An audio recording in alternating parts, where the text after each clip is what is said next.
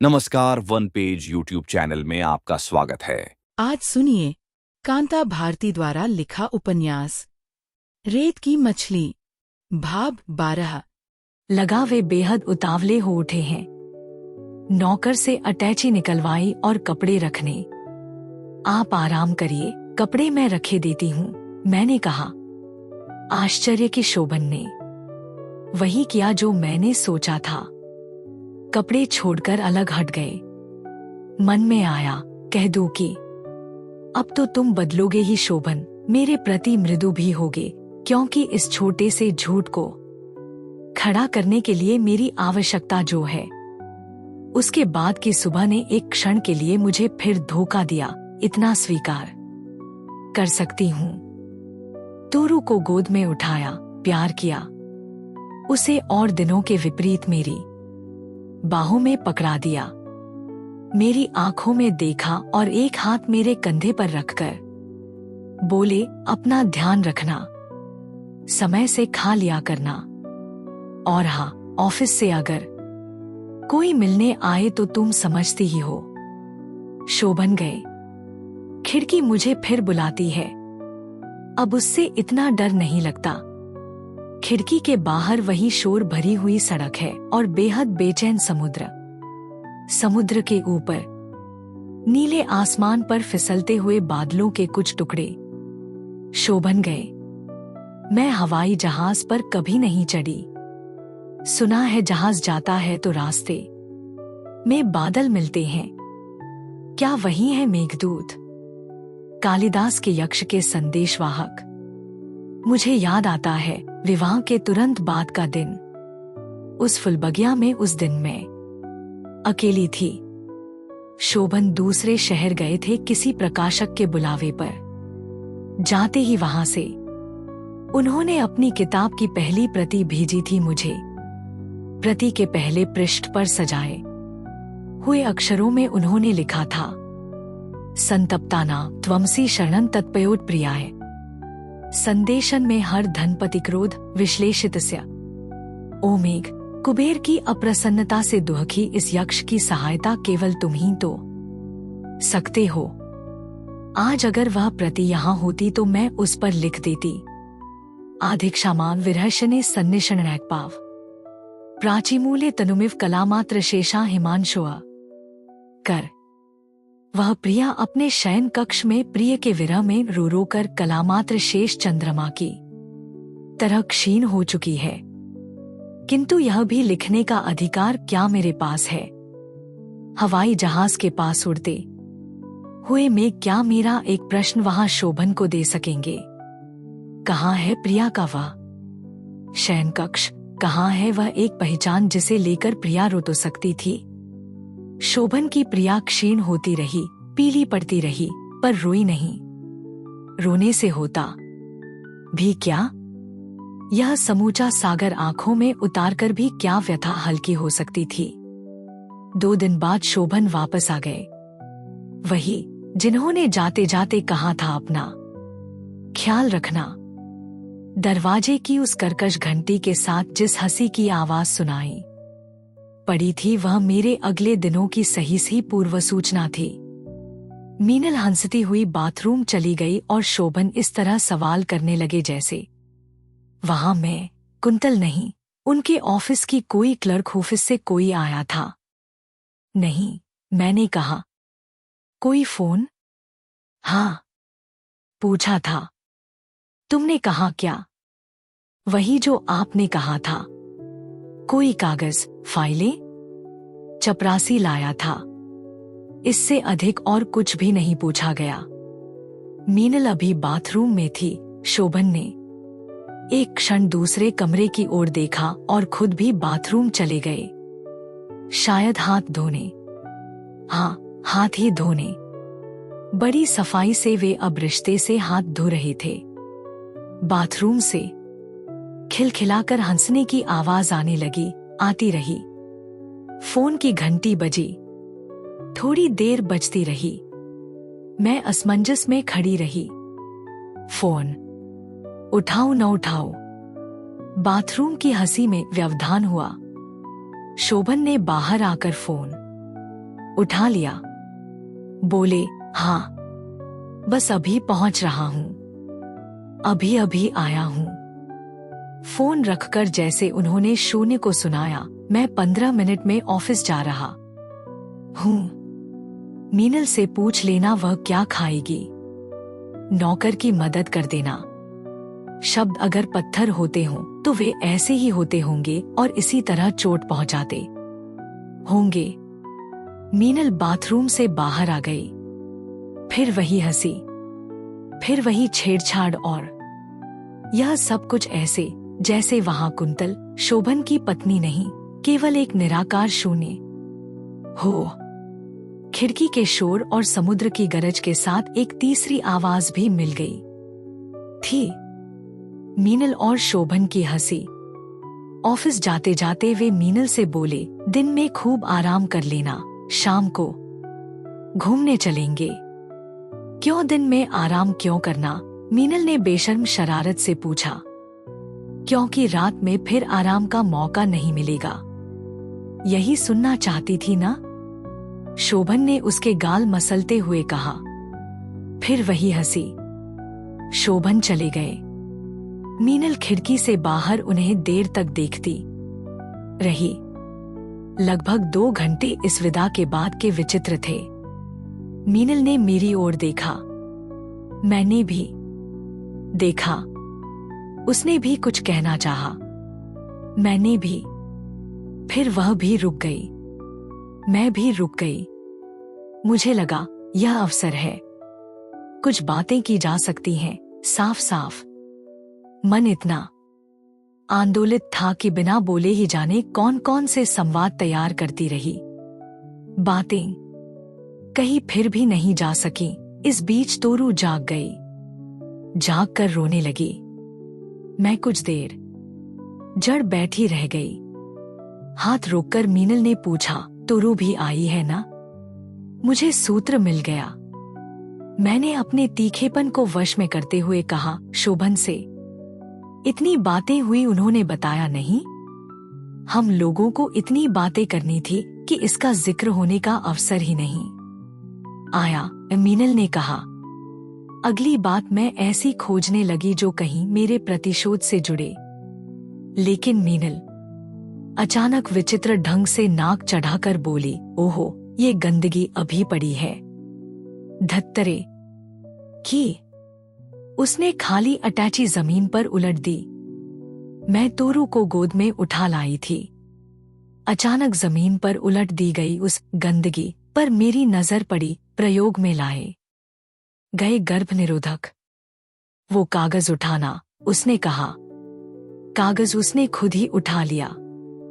कागज में उस गंदगी को खुद ही लपेटते हुए नाटकीय रोमान के साथ जैसे अपने आप से उसने कहा, कुछ गंदगियां सुंदरतम चीजों से भी ज्यादा प्रिय होती हैं, क्यों कुंतल? बर्दाश्त से बाहर होने पर भी कुछ विशेषताएं किसी को जड़ बना देती हैं।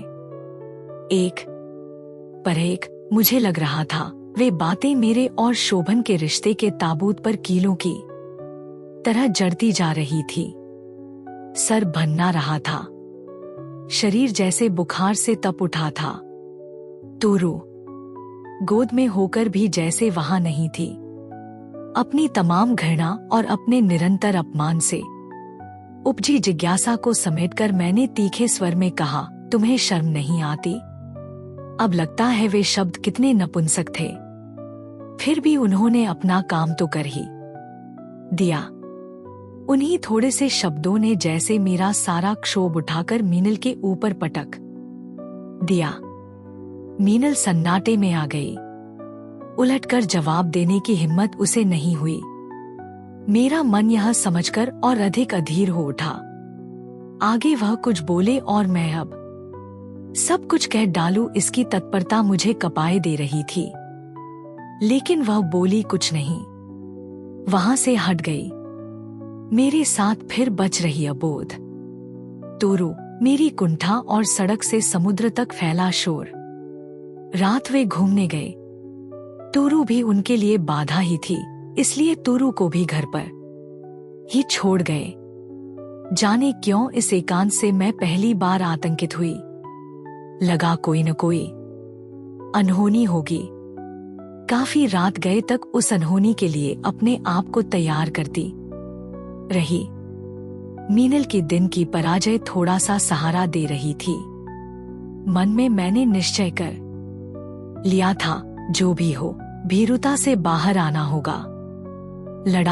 अपनी लड़ाई खुद लड़नी होगी। रात घंटी बजी। अनुमान था शोभन और मीनल होंगे। बाहर हंसी सुन पड़ी थी, फिर भी विश्वास था नौकर शायद सोने की तैयारी में रहा होगा। तीसरी बार घंटी बजने पर दरवाजा मैंने ही खोला। शोभन थे, मीनल भी, दोनों चुप। 2 क्षण तक वे वहीं उसी तरह खड़े रहे। मैं दरवाजे से अलग हटाई। वे अंदर आए और दरवाजे को अच्छी तरह बंद किया। अभी मैं पीछे घूमी ही थी कि किसी हाथ ने मेरे बाल पीछे से पकड़कर खींचे। मेरे घूमते घूमते शोभन ने शायद घूंसे से चोट की। शब्दों ही से तैयार थी मैं, और अब लगा कि वह अनजानी आशंका क्या थी। उसके बाद संभलने का अवसर नहीं मिला। झटके से बलपूर्वक जमीन पर पटकी जाने के बाद कमर और पसलियों के पास जूते की नोक की भरपूर ठोकर और उठाकर दोबारा जमीन पर पटक दिया जाना। उन थोड़े से क्षणों में एक असहाय चीख भी गले में सूख गई थी। शोभन क्षुब्ध थे केवल इस बात पर कि मैंने मीनल को गालियां दी थी। वे थोड़े से शब्द उन दोनों की तफरीह के क्षणों में गालियां बन चुके थे और सफाई या प्रतिवाद का अवसर तो वहां था ही नहीं। रात कितनी हो गई थी पता नहीं। तोरू के कारण तोरू जाग न जाए और जाग कर उनको परेशान न करे, इसलिए मुझे एक बिस्तर पर धकेल दिया गया था। कमरे में इतना अंधेरा तो नहीं ही था। आश्चर्य होता है तब सहसा मर जाना क्यों न हुआ था। बाहर समुद्र का उफान है। खिड़की उसी तरह फुसफुसा कर कहती है, कुंतल खामोश रहना, दर्द की कराह भी न हो, खामोश रहना। साथ के पलंग पर मीनल है और शोभन, जाने कैसे फुलबगिया वाला शोभन अपनी केंचुल उतार कर रह जाता है। मात्र पशु, बल्कि पशुयुगल गरजते हुए सागर की आवाज में उनकी नग्नता 2 मदांत पशुओं की तरह फूट पड़ती है। उठना होगा। शोभन वहां कहाँ है? शोभन ही है जो कुछ है। मैं कराह कर उठी और झटके से दरवाजे की ओर बढ़ी कि कम से कम दूसरे कमरे में चली जाऊं। शोभन थम गए। लपक कर उन्होंने मेरा हाथ पकड़ा और दोबारा पलंग पर पटक दिया। क्या नाटक करती है? दुनिया में कोहराम मचाएगी, दुनिया को दिखाएगी। नहीं, दुनिया को अब दिखा भी क्या सकती हूं? दिखाने के लायक रहा ही क्या था वह जिसने मुझे एक झलक देखने के लिए तपती धूप में दिन गुजारा था। खड़े मात्र वही शोभन था मेरे पास जिसे मैं दुनिया को दिखा सकती थी। अब इस अशोभन को कहां ले जाऊं? किसे दिखाऊं? विचित्र स्थिति थी। अपमान और प्रताड़ना सह रही थी मैं और रूठ रही थी। मीनल, घंटों रूठना और फिर शोभन द्वारा मनाया जाना। लगता था जैसे वहां एक सस्ता नाटक खेला जाने लगा हो। मीनल इसी तरह उस सुबह से रूठी हुई थी। शोभन उठ गए थे, मीनल को उठा कर हार गए थे, मगर मीनल चुपचाप पड़ी हुई थी, सो नहीं रही थी। हारकर शोभन तैयार हुए नाश्ते की मेज पर ले जाने के लिए। एक बार फिर उसी तरह मनुहार करते रहे। मीनल नहीं उठी। शोभन एक कप चाय खुद लाए। मीनल फिर भी नहीं मानी। बहुत इसरार के बाद बोली, कुंतल को पिला दो, मुझे नहीं पीनी। शोभन फिर भी जिद करते रहे। कुछ कस्में भी खाई थी। नाटकीय ढंग से रूठी। हुई मीनल ने और अधिक नाटकीय होकर जो कहा वह मैंने भी सुना। वह अपनी हैसियत के लिए रूठी हुई थी। वह कह रही थी कि उसने शोभन के लिए जीवन दे दिया, पर मिला क्या? वह पत्नीत्व का एक छोटा सा पद भी तो नहीं पा सकी। तोरू रो पड़ी। जाने किस बात पर। संभव है कि यह तोरू का शैशव सुलभ प्रतिवाद रहा हो। तोरू जोर से रोई। मीनल और शोभन के नाटक के संवाद बंद हो गए या रोने की आवाज में डूब गए। कितना अच्छा लगा उस समय उसका इस तरह रो पड़ना। मैंने चाहा यह रोना कम से कम थोड़ी देर और न रुके। सहसा आंधी जैसे वेग से मीनल के कमरे से निकलती शोभन की आकृति दिखी। क्षण भर में उनके चेहरे का रौद्र भी दिखाई दे गया। अनायास मेरे हाथ अपने बचाव में ऊपर उठे, लेकिन आक्रमण के वेग के सामने वह हथेलियों की ढाल बहुत क्षीण, बहुत छोटी थी। तोरू सहमकर एकदम चुप हो गई। पशु और आदमी के बीच एक अंतर है। आदमी के हाथ होते हैं और पशु के हाथ पैर में अंतर नहीं होता। आदमी के हाथ और पैर में अंतर होता है। शोभन के उस आक्रमण में वह अंतर मिट गया था। मेघदूत की पंक्तियों का गायन करने वाले, बड़े बड़े सम्मेलनों में साहित्य की ध्वजा लेकर खड़े होने वाले उस बुद्धिजीवी के हाथों और पैरों का अंतर मिट गया था। मेरी आंखों के आगे सहसा अंधेरे का पर्दा खिंच गया था, क्योंकि लात और घूसों के आघात के साथ मेरा सिर बलात् फर्श पर टकरा दिया गया था। वे मारने के साथ साथ विक्षिप्त स्वर में चीखते भी जा रहे थे। उसे चुप नहीं करा सकती थी। जीना हराम कर दिया है, जान लेकर छोड़ूंगा। पहली बार एक मृत्यु भय भी मुझ में उभरा था उस क्षण। मुझे लगा अशोभन सचमुच विक्षिप्त हो गए हैं और शायद मेरी जान लेकर ही छोड़ेंगे। ठीक उसी क्षण दरवाजे की घंटी बजी।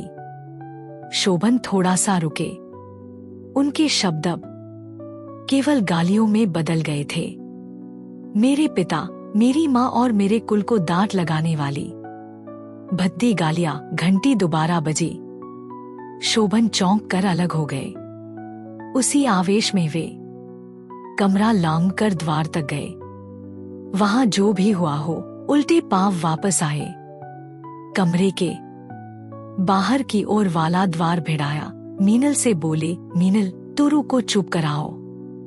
मेरे निकट आकर उन्होंने झटके से मेरा चेहरा अपनी ओर किया।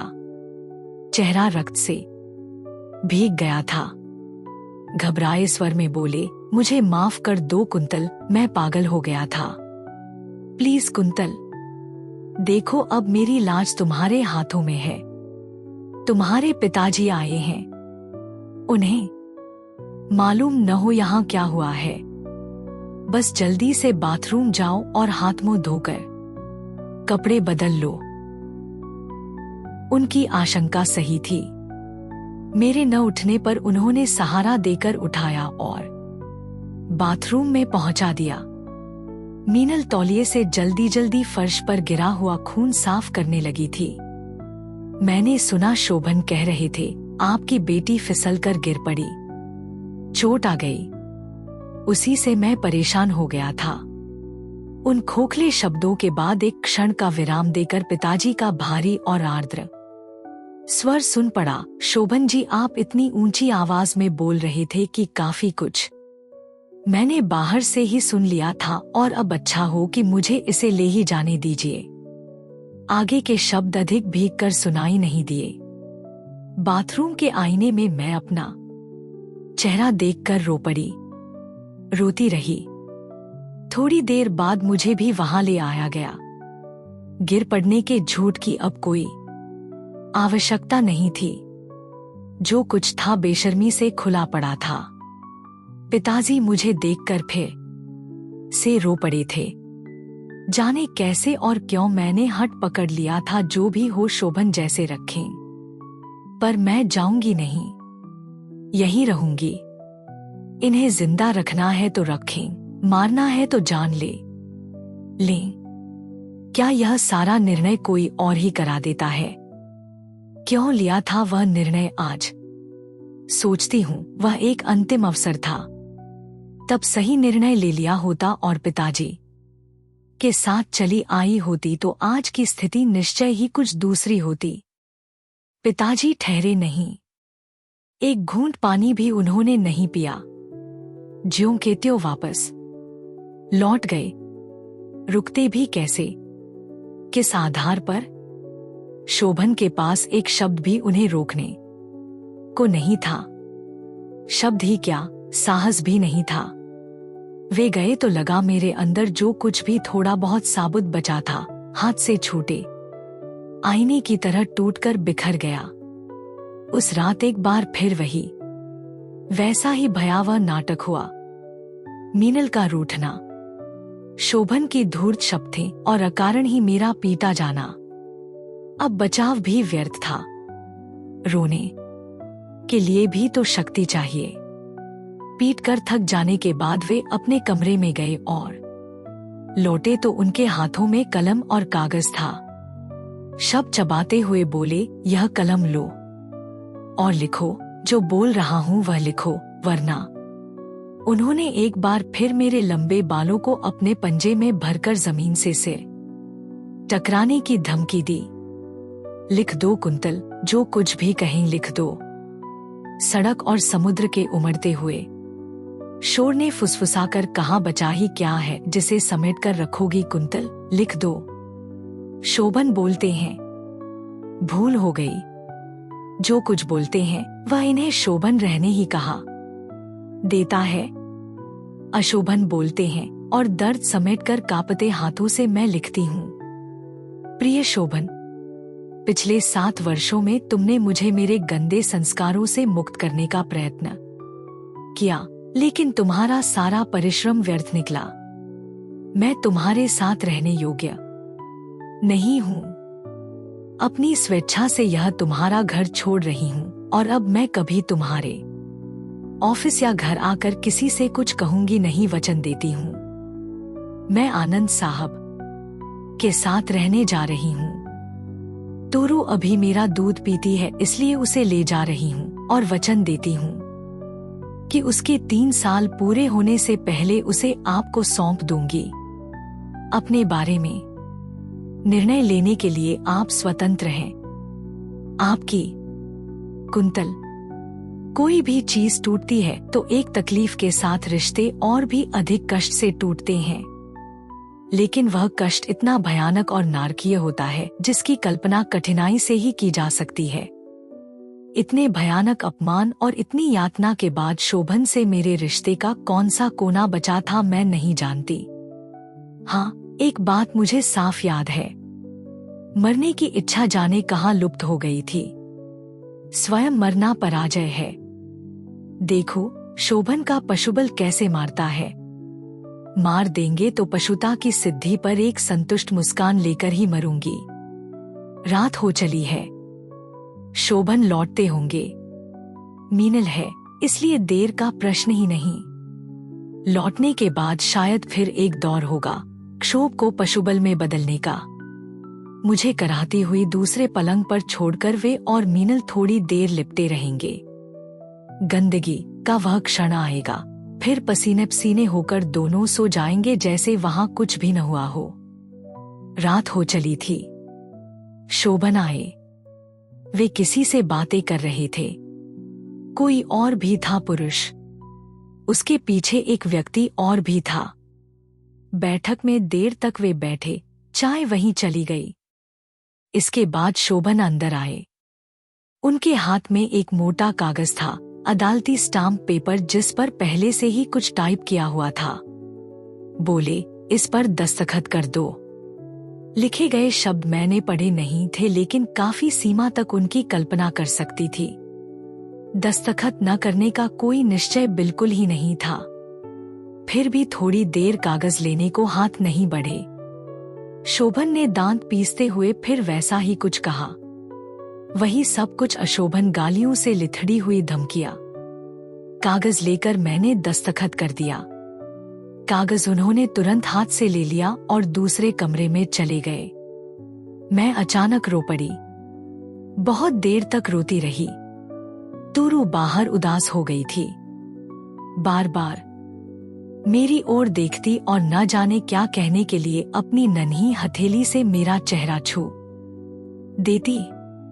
मौन रुदन के बीच कभी कभी मन होता था कि चीखूं और चिल्लाकर खिड़की के नीचे भागती तमाम दुनिया को इकट्ठा कर लूं और लोगों से कहूं, लोगों देख लो, आकर अपना मसीहा देख लो, यह मानव जिसने मानव मूल्यों पर बड़ी बड़ी बातें कही हैं, देख लो उसके मानव मूल्य। मीनल अब छुपे तौर पर नहीं, बेधड़क खुश थी। दोनों आदमियों के जाने के बाद ही मीनल ने उस बैठक को फुलबगिया वाले मकान के नीचे वाले कमरे में बदल दिया। लगा आज पहली बार वह शोभन को साधिकार प्राप्त कर रही थी। उस रात शोभन देर तक जागे थे। बहुत बाद में मालूम हुआ उसी रात उन्होंने अपने सभी साहित्यिक मित्रों को लंबे लंबे खत लिखे थे। उनमें से एक खत, हाँ वह भी तो है, कुमुद के कमरे की अंगीठी में जले हुए कागजों में से एक, शोभन को उनके इस खत के लिए भरपूर दोषी ठहराते हुए जिसने एक लंबा खत शोभन को लिखा था, उसी ने शोभन का खत बाद में मुझे भेज दिया था। खतों में शोभन ने स्टाम्प पेपर पर लिखाए मेरे वक्तव्य के हवाले दिए थे और दुष्चरित्रा बताकर मुझसे अपने संबंध टूटने के दुर्भाग्य की चर्चा की थी। वह सप्ताह घटनाहीन बीता। बस मेरा वहां होना उनके लिए शून्य और मेरे लिए शिला की तरह भारी होता जा रहा था। कुछ भी न होना, अपमान और शारीरिक यातना तक की अनुपस्थिति, कभी कभी अपने जीवित होने तक पर संदेह होने लगता था। और तभी फिर घटनाओं का क्रम आरंभ हो गया। शोभन ऑफिस से लौटे और मुझ पर टूट पड़े। चीखती हुई तोरू को मीनल उठा ले गई और शोभन मुझे पीटते रहे, चीखते रहे। उनके उत्तेजना मिश्रित विक्षिप्त स्वर में तेजी से बोले गए जो संवाद सुनाई दिए। उनसे पता चला मेरे कारण उनके साहित्यकार मित्र उनकी निंदा कर रहे हैं। 3 रोज तक यह नया क्रम चलने के बाद एक दिन मालूम हुआ मीनल वापस कलकत्ता जा रही है।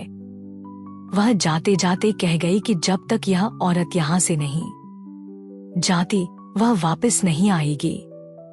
दूसरे अवसरों की तरह इस बार शोभन उसको कस्में नहीं दिलाते रहे, मनाते भी नहीं रहे।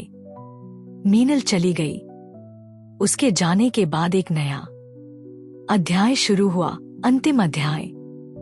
शोभन ऑफिस गए और लौटे ही नहीं, लौटेंगे भी नहीं।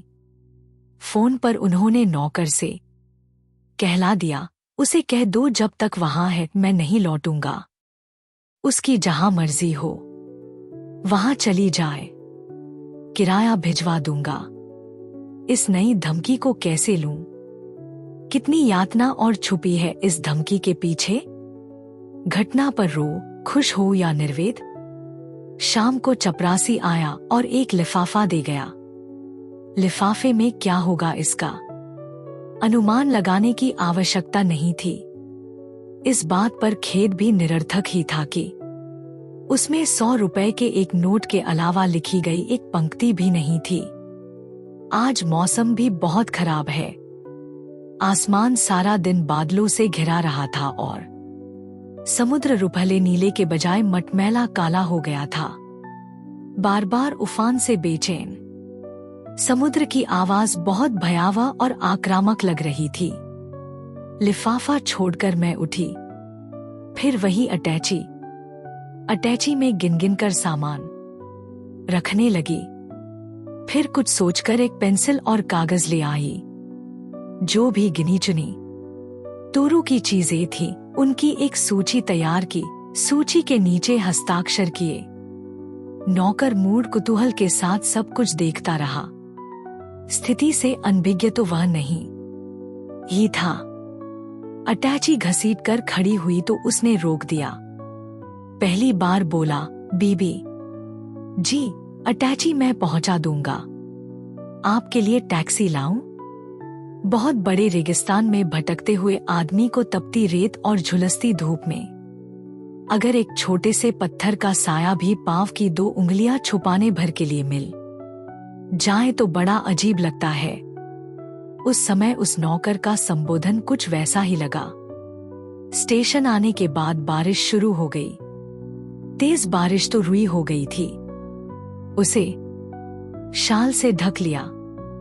स्टेशन के बाहरी बरामदे तक फुहार आ रही थी, तपते हुए माथे पर वह फुहार महसूस करती हुई मैं सोचने लगी, जाऊं तो कहां जाऊं? शोभन की मां के पास, अपने पिताजी के पास, या कहीं और, या फिर रेल की पटरियों पर?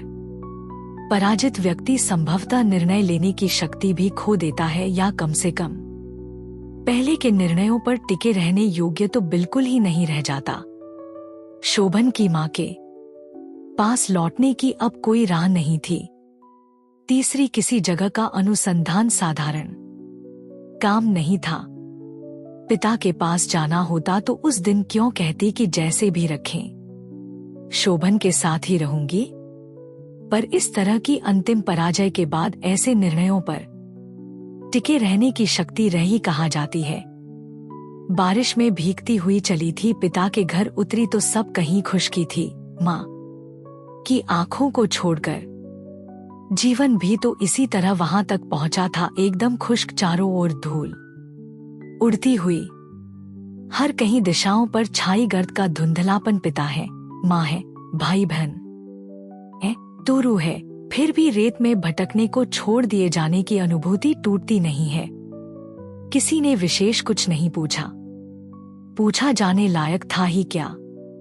सब कुछ मालूम था सबको, फिर भी लगता था प्रश्नों के भयावह चेहरे मुझे घेरे हैं। अब क्या, आगे क्या? शोभन की बहन आई थी एक दिन। उस दिन लगा कि वे प्रश्न मुझसे संबोधित हो, यह स्वयं मैं भी चाहती थी। बांध कहीं से टूटे तो पहली बार बांध टूटा। शोभन की बहन भी रोती रही, मैं भी और माँ भी, एक एक कर मैंने सब कुछ बता दिया उस दिन। लेकिन फिर वही प्रश्न, अब क्या, आगे क्या? जीवन कितना लंबा होता है और जीवन का इतना लंबा होना कितना डरावना होता है, इसका अनुभव मुझे जल्दी ही होने लगा। लोग जीवन को लंबा करना चाहते हैं, मैं उसे छोटा करना चाहती थी। बहुत सुबह नींद टूट जाती थी। नींद क्या, उसे मूर्छा भी कह लिया जाए तो बुरा न होगा। उतनी ही सुबह नहा लेना, शरीर पर पानी गिरता तो लगता इसका गिरना कभी बंद न हो, यह गिरता ही जाए और इतना ही गिरे कि अंतर का ताप पिघल जाए। पर वह ताप पानी से कब पिघला है, और इसके बाद ही शुरू हो जाता था। पहाड़ सा दुर्दम दुर्लभ्य दिन, क्या कोई नौकरी की जाए? नौकरी आनंद साहब की वह घटना साकार हो उठती है। एकमात्र नौकरी का वह घिनौना उपसंहार लांघकर फुलबगिया में उतरी थी। फुलबगिया के बाद अब फिर वही सिलसिला। इन्हीं रेगिस्तान जैसे लंबे लंबे दिनों में जाने कैसे मुझ तक आया एक पत्र। वयोवृद्ध आशीर्वाद से भाई जी ने आखिर खोज ही लिया। बड़ी पीड़ा से उन्होंने सूचना दी थी कि उन्हें सब कुछ मालूम हो गया है और वे मेरी सहायता के लिए 250 रुपए गीतकार कवि हरि जी के हाथ भिजवा रही हैं। पिछले कुछ अंधड़ भरे दिनों के बाद इन रुपयों के पीछे पहली बारिश में भीगी मिट्टी की गंध जैसी जो सद्भावना थी, उसकी प्रतीक्षा मैंने कई दिन की। बाद में पता चला, बहुत बाद में, कि साकी और जाम के प्यासे कवि को वह सद्भावना इतनी प्यारी लगी थी कि वह उसे उन 250 रुपयों सहित अपने बैंक में रख आया था। भाई जी को 1 सप्ताह बाद उत्तर लिखा। उसके तुरंत बाद उन्होंने सूचना दी कि उन्होंने कुछ लोगों से बातें की हैं और वे चाहते हैं कि दिल्ली में जहां कहीं रिक्त स्थान हो उसकी सूचना मैं भाई जी को अविलंब दूं। रिक्त स्थानों का पता मैं कहां से लगाती? पिताजी को भी यह पता नहीं लगने देना चाहती थी कि मैं नौकरी करना चाहती हूं, क्योंकि वे सोचते कि मैं अपने आप को यहाँ भार मान रही हूँ। अखबार के कुछ विज्ञापन देखकर उनके बारे में भाई जी को लिख दिया, लेकिन मन इतना बेचैन था कि भाई जी का उत्तर आने से पहले ही मैंने चुपचाप एक पता नोट कर लिया और माँ से किसी सहेली से मिलने का बहाना बनाकर के बाहर आ गई। दुनिया, भीड़, चारों ओर भागते हुए बदहवास लोग। मैंने अपने डर को किसी तरह दबाया। बस से कहाँ उतरना है यह भी मालूम नहीं था। जाने कितनी दूर बस ले गई। बार बार पूछना अच्छा नहीं लग रहा था। आखिरकार बस ने जहां उतारा वह पुरानी दिल्ली का जबरदस्त शोर और भीड़ भरा इलाका था। हर कोई बदहवास भाग रहा था, जैसे कहीं कोई खतरा उसका पीछा कर रहा हो। लेकिन इस भगदड़ के बीच भी लोगों को जाने कहां से इतना समय मिल जाता था कि वे मुझे देखते, ठिठकते, फिर देखते, आगे बढ़ते और ठिठक कर फिर देखते। मैं साहस जुटाने के बावजूद भयभीत हो उठी। पर्स में पड़ा हुआ पता एक बार फिर देखा। फूल वाली गली, धर्मशाला के पीछे, मकान नंबर 2732, शिशु विद्यालय, फूलवाली गली। पूछते पूछते और अजनबी निगाहों से टकराते हुए जिस फूलवाली गली में मैं पहुंची, वहां फूलों जैसी किसी चीज की कल्पना भी कठिन थी। कठिनाई से दो व्यक्तियों के एक साथ गुजर सकने लायक गली में कभी ईंटें बिछी रही होंगी, अब वहां छोटे छोटे गड्ढे जड़े हुए थे। गली के दोनों ओर रास्ते में कुछ ज्यादा ही चौड़ी गंदे पानी की नालियां, नालियों के ऊपर संकरी छतों की तरह फैले हर मकान के संकरे चबूतरे, चबूतरों पर कुतूहल से भरी बूढ़ी औरतें, मैले बच्चे। वहां गंदगी थी, अंधेरा था, सीलन थी, बदबू थी, और अगर कुछ नहीं था तो वे फूल जिनके नाम पर वह गली जाने कब फूल वाली गली हो गई थी। मैंने सबसे पहले धर्मशाला का पता पूछा। जिस बूढ़े से पूछा था वह जवाब देने की बजाय अपनी पीठ खुजलाता हुआ मुंह फैलाए खड़ा रहा। पास का बच्चा भी कुछ नहीं बोला। इसी बीच चबूतरे पर बैठी एक औरत खिसक आई। उसने पहले मुझे घूरा, फिर सिर्फ इतना बोली, आगे है, बाजू में। वहां पीपल का एक पेड़ भी है। बच्चे ने अब अपना सुझाव दिया। पीपल का पेड़ इस बित्ता भर चौड़ी गली में हार कर आगे बढ़ी। थोड़ी दूर पर धर्मशाला मिल गई। बाहर से मैले मंदिर जैसी लग रही थी। द्वार पर पुरानी पच्चीकारी और दोनों ओर मसाले से बनाकर रखे गए द्वारपालों के दो पुतले। वहां पीपल भी था। धर्मशाला से सटे मकान की दूसरी मंजिल से गंदा पानी नाली तक गिरने वाला पाइप सड़कर टूट गया था और उसी की सीलन में दीवार फोड़कर एक नाटा सा पीपल का पेड़ इस तरह लटका हुआ था जैसे किसी मजदूर औरत की गोद में बच्चा टंगा हो। धर्मशाला की बगल में एक और उससे भी पतली गली थी। वहीं था वह शिशु विद्यालय। शिशु तो नहीं, हाँ, दो मैले से किशोर चबूतरे पर रेखाएं खींचकर पत्थर के टुकड़ों से खेल रहे थे। स्कूल यही है? मैंने उनसे पूछा। स्कूल? उनमें से एक ने मुझे घूरा, फिर दूसरे ने भी घूरा और दोबारा खेल में व्यस्त हो गए।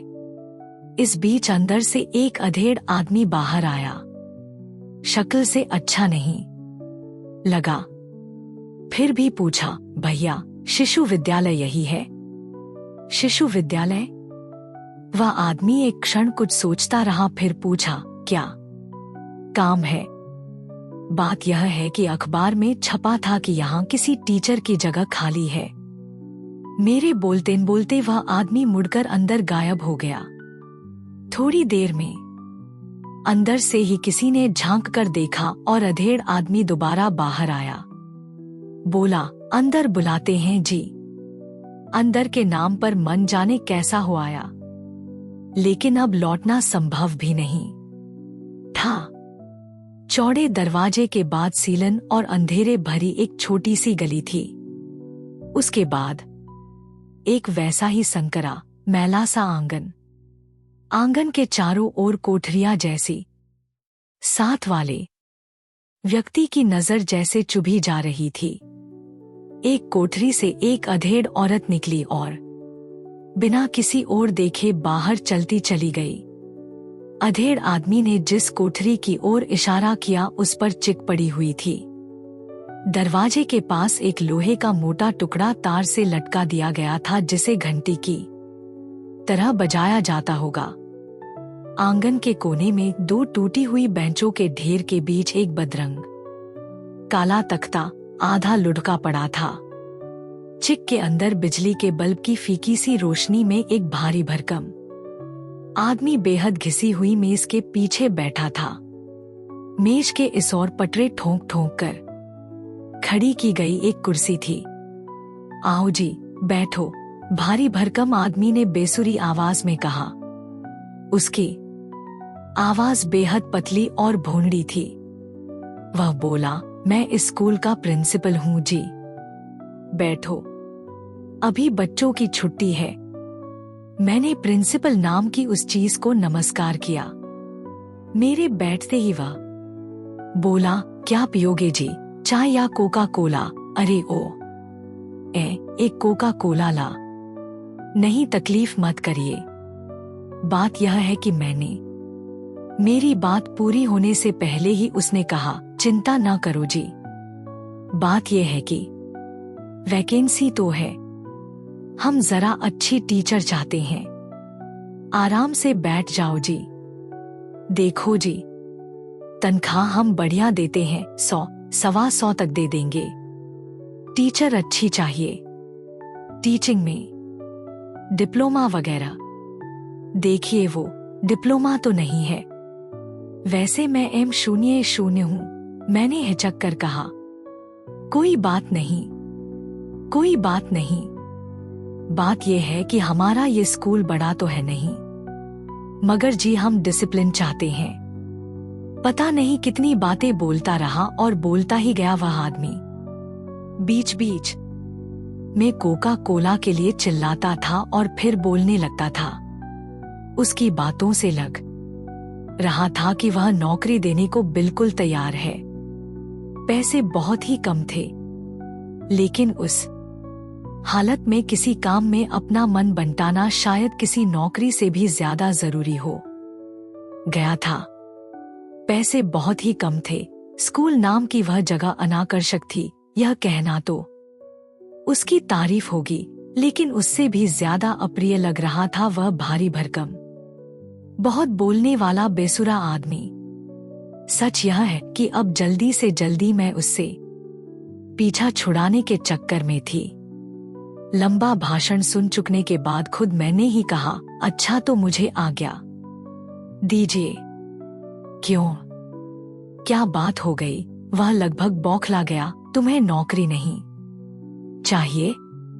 कहा, जी नहीं, नौकरी तो चाहिए, मगर देर हो रही है और मुझे घर लौटना है। मैंने घर की बात करके मैंने गलती ही की। वह घर के बारे में पूछने लग गया। कौन है? शादी हुई या नहीं? पति क्या करते हैं? इत्यादि। कठिनाई से ही वहां से उठने पाई। वह आदमी बोला, चलिए मैं बाहर तक छोड़े देता हूं। नहीं, आप तकलीफ मत कीजिए। नहीं जी, तकलीफ कैसी? मेरे मना करने के बावजूद वह कोका कोला न आने के नाम पर बड़बड़ाता हुआ साथ चल पड़ा। गली तक आकर बोला, तो कल आओ, हमारे मैनेजर साहब भी होंगे। इसी टाइम आओगी ना? गली पार करते करते उसने उसी बेसुरी आवाज में अपना आग्रह दोहराया और अचानक मेरी बाह हाथ में लेकर रुका। मेरे शरीर पर जैसे किसी ने एक साथ कई बिच्छू छोड़ दिए हों। न जाने उत्तेजना में मैंने क्या कहा और कैसे उसका हाथ झटका। मैं बाहर आई तो चबूतरे पर बैठे दोनों किशोर विचित्र निगाहों से मुझे घूर रहे थे। स्कूटर करने की भी वहां हिम्मत नहीं हुई। जैसे तैसे गिरती पड़ती मेन रोड तक आई। बराबर लग रहा था जैसे वह बेसुरी आवाज वाला आदमी मेरा पीछा कर रहा। घर आई, बिना किसी को अपनी हालत का पता दिए कमरे में पहुंची और रोई। देर तक रोती रही। रोना सभी ने देखा, सभी चुप। रोने का कारण उन्होंने सहज ही शोभन से जोड़ लिया था, और संभावना भी क्या होती। हर बसी हुई इमारत की अपनी अपनी अलग आवाजें होती हैं। किसी किसी इमारत में घुसते ही वहां की वे परिचित आवाजें आपका स्वागत करती हैं। गृहस्थी के बर्तनों की खनक, लोगों के चलने की आवाजें या किसी के बोलने की आवाजें। कुमुद के यहाँ भी अपनी अलग आवाजें हैं। कुमुद टहल रही है शायद। उसके पांव चप्पल घसीटकर आगे बढ़ते हैं। सर्दी महसूस करते ही मैंने अंगीठी में कोयला और डाल दिया था। कोयला चटखता है, उसकी अपनी आवाज है, और इनके अलावा अगर कोई चुपचाप सुने तो उसे सुनाई देगी मेरे मन की आवाज अपने आप में बोलते हुए। मन की आवाज। रात काफी हो गई है पर नींद नहीं आ रही। सोचती हूँ जले हुए कागजों में से कोई बाकी बचा हो तो उसे भी उलट कर आग के हवाले कर दूं। फिर शायद नींद आ जाए। सुलगते हुए एक अतीत के भग से जलकर राख हो जाने के बाद शायद नींद आ जाए, या नहीं आए नींद। नई जगह इतनी जल्दी मन सहज नहीं हो पाता। अतरसुया के मकान में ही पहली बार कहाँ नींद आई थी। फिर बंबई के उस फ्लैट में खिड़की ही रात भर खांसती रही थी। उसके बाद वापस माँ का घर, वहां नींद फिर नहीं आई, और उसके बाद वह हॉस्टल। बाप रे, कैसी यातना थी उस जागरण में। छोटे छोटे कमरों के हल्के फुल्के दरवाजों से जाने कितनी तरह की आवाजें अंदर आती थी।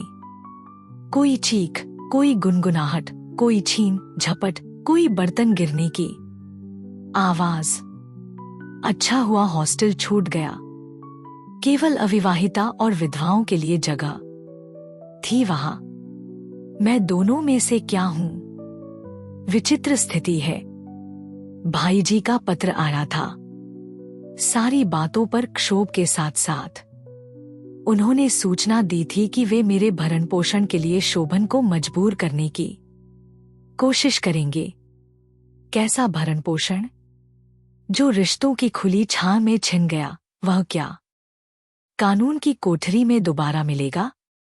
अविवाहिता या विधवा, इन दो कानूनी शब्दों के बीच लुटे अपने व्यक्तित्व की छटपटाहट लिए। अच्छा हुआ मैं उस हॉस्टल से भी बाहर आ गई। हॉस्टल मुझे रिश्तों का एक ऐसा कब्रिस्तान लगने लगा था जहां हर कदम किसी न किसी ऐसी कब्र पर पड़ता था जिससे मरे हुए संबंधों की दुर्गंध आती थी। अक्सर वह बदबू सुबह उठते ही दिमाग के अंदर कहीं छुपकर बैठ जाती थी और फिर सारे दिन अपने वहां होने की याद दिलाती रहती थी। किसी के जीवन के सारे रिश्ते किसी एक ही तार से गूंथे होते हैं। तार टूटे तो रिश्तों का हर दाना छटक कर अलग हो जाना चाहता है। नींद नहीं आ रही, लेकिन आंखें पूरी तरह खुली भी नहीं हैं। कमरे के अंधेरे में लगता है जैसे जले हुए कागजों की राख से बार बार कुछ लपक उठता है। अब शून्य को इसके अलावा और कुछ भर भी नहीं सकता। काफी दिनों के बाद कुछ ऐसा लगता है जैसे मोतियों की टूटी हुई माला के धागे में एक दाना और बच गया हो। तोरू, आज वह मेरे पास नहीं है। बस वही एक ऐसा संबंध है जो माला के बिखर जाने के बाद भी इस धागे में अटका हुआ है। तोरू शोभन के पास चली गई। अपनी बेप्सी नहीं, बल्कि प्रतिशोध की पहली पहचान के रूप में मैं उसे शोभन के पास छोड़ आई। वह वहां है और इसीलिए मेरे उस अधिकार की पहचान भी वहां है जो निरंतर शोभन के अंदर एक आदमी को खोजती रहेगी और उसे वहां न पाकर शायद मुझे बता सकेगी। कमरे के इस निराकार अंधेरे में एक बहुत छोटी बात मुझे याद आ रही है। टोरू को देने के बाद जब पहली बार नितांत अकेली होकर मैं उस घर से लौटने लगी थी तो मुझसे एक वाक्य अचानक टकरा गया था। शोभन ने ही किसी को न सुनाकर भी सुनाते हुए कहा था, देखता हूँ कैसे रहती है।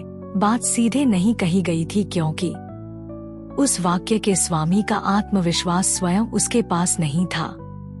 मरणांतक यातना झेलता हुआ संज्ञाशून्य मेरा मन कुछ देर को स्तब्ध रह गया था, लेकिन उसके बाद उसी बहुत छोटे मन के वाक्य से एक हरा हरा पौधा उगाया था और वह आज भी मेरे साथ है। मानवीय संबंध टूट जाते हैं, वे टूट गए। उनके साथ जितना टूटना था मैं भी टूटी और बिखरी। कई बरस के अंतराल के बाद अचानक जब इस मोड़ पर पहुंची तो बेतरह टूट चुकी इन दीवारों पर वह अपना नितांत अपना हरा पौधा मेरे साथ हो लिया। इस विराट रेगिस्तान में यह नन्ही सी हरितिमा, यही तो मेरी अपनी है।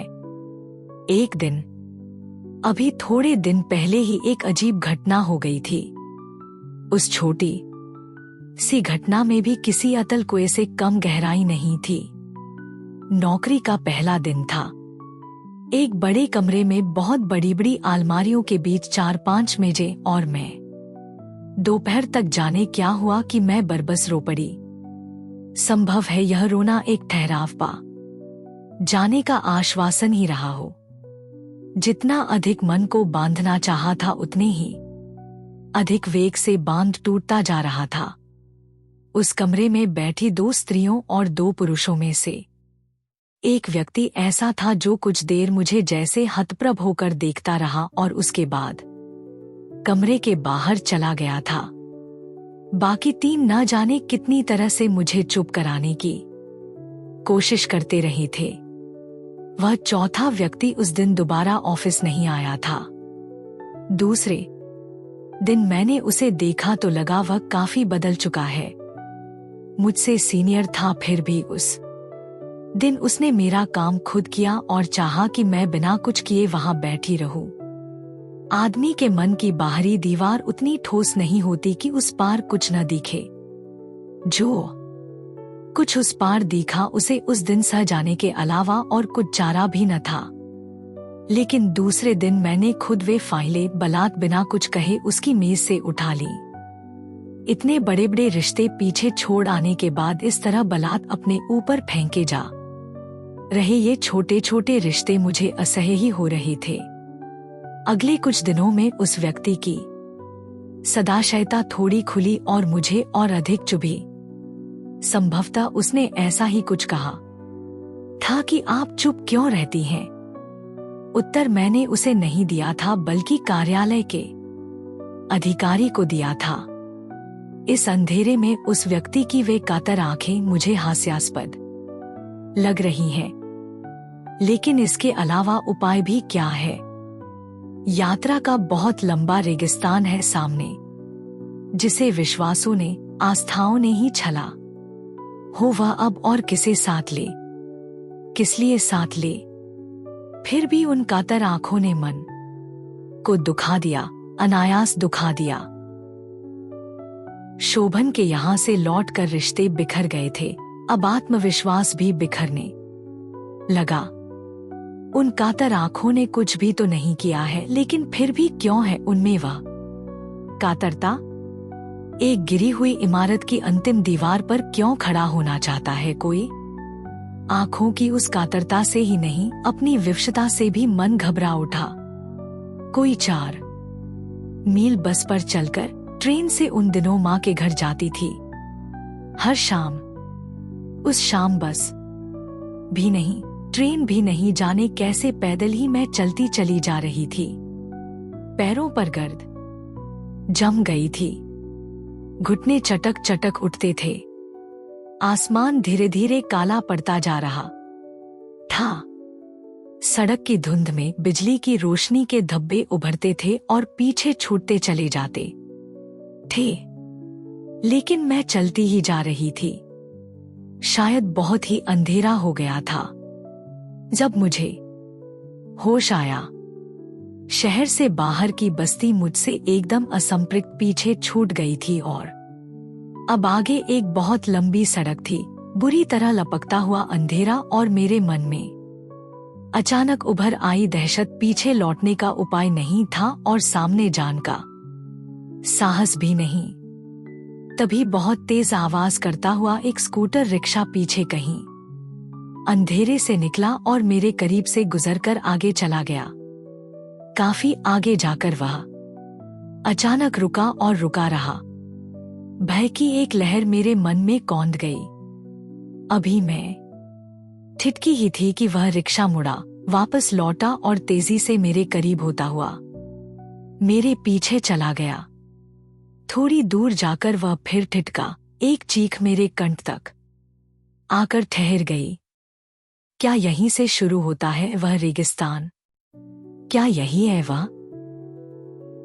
स्कूटर एक बार फिर उसी तरह तेजी से मेरी तरफ बढ़ा। चीखने से कोई लाभ नहीं था। इस भयानक अंधकार में और दूर दूर तक फैले इस निर्जन में चीख पहुंच भी कहां तक सकती थी। आते हुए स्कूटर में एक से अधिक लोग थे, यह मुझे तभी पता चल गया था जब वह दूसरी बार मेरी ओर से गुजरा था।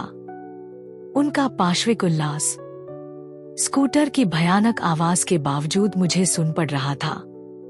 उसी तेजी से स्कूटर फिर मेरे करीब से गुजरा, इस बार लगभग मुझे छूते हुए। उसके धक्के से तो नहीं, लेकिन आतंक से एक और गिरकर मैं चीखी।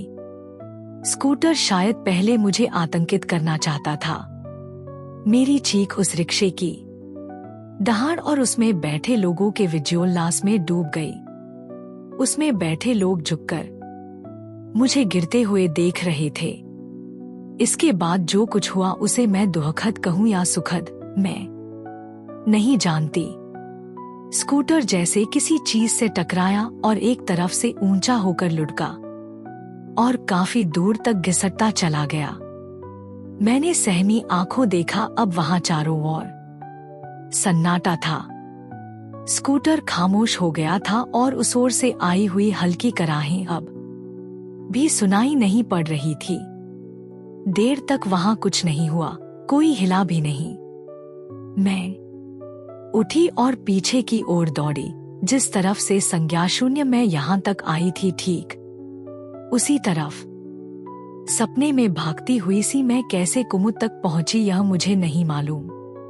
उसका दरवाजा बंद था, लेकिन दरवाजा खटखटाने का हो मुझ में नहीं था। बहुत देर हाफने के बाद जब स्थिर हुई तो मैंने भर्राए हुए कंठ से कुमुद को आवाज दी। उस दिन ऑफिस में अनायास रो पड़ने और उन कातर आंखों के बारे में अफसर से संवाद के बाद कुमुद से अनायास परिचय हो गया था। उस कमरे में बैठने वाले अन्य चारों व्यक्तियों में सिर्फ वही एक थी जो रिश्तों से ऊपकर और रिश्तों से बाहर एक मानवीय पहचान के लिए भटक रही थी। उसकी यह भटकन मेरी अपनी भी थी। सिर्फ एक ही बार देखा था उसका घर और शायद कभी होश में आना पड़ता तो पहुंचती भी नहीं। गर्म कॉफी का प्याला देकर कुमुद ने सब कुछ सुना और हंसती रही। उसी ने इंतजाम किया था कि मैं लड़कियों के उस युवा महिला संघ के हॉस्टल में रहूं। चलो, अच्छा हुआ कि वह रिश्ता भी टूट गया। विधवा या अविवाहिता, ये दो शब्द जिससे जुड़े हों केवल वही वहां रह सकती है, और यही वे दो शब्द हैं जिनसे संबंधों की बू आती है, एक से व्यतीत और दूसरे से भावी। अब और नहीं चाहिए ऐसा परिवेश। यह रेत है सामने। कहते हैं रेत से घर नहीं बनता। अच्छा ही है कि घर नहीं बनता। कितनी सम्मोहक है यह रेत। घर नहीं बनाने देती, लेकिन हर रखा हुआ पाव कोमलता से समेट तो लेती है और फिर उतनी ही कोमलता से उसे छोड़ भी देती है। मोह न सही, सहृदयता तो है। इसकी तपन मन को नहीं तन को जलाती है। मुझे और चाहिए भी क्या? मन की बलात् हत्या के बाद तन इस तरह जले तो सुख ही होगा। रिश्तों की आग में मन जहां जला था वहां तो कुछ नहीं उगेगा अब। लेकिन इस तपती रेत में अब जो जलता है वहां कुछ उग रहा है। देखो, कहीं वह मैं तो नहीं। अगर आपको यह कहानी पसंद आई तो सब्सक्राइब करें और बेल आइकन दबाएं। अपने सुझाव कमेंट बॉक्स में बताएं। अगली कहानी तक शब्दों की दुनिया में डूबे रहे। धन्यवाद।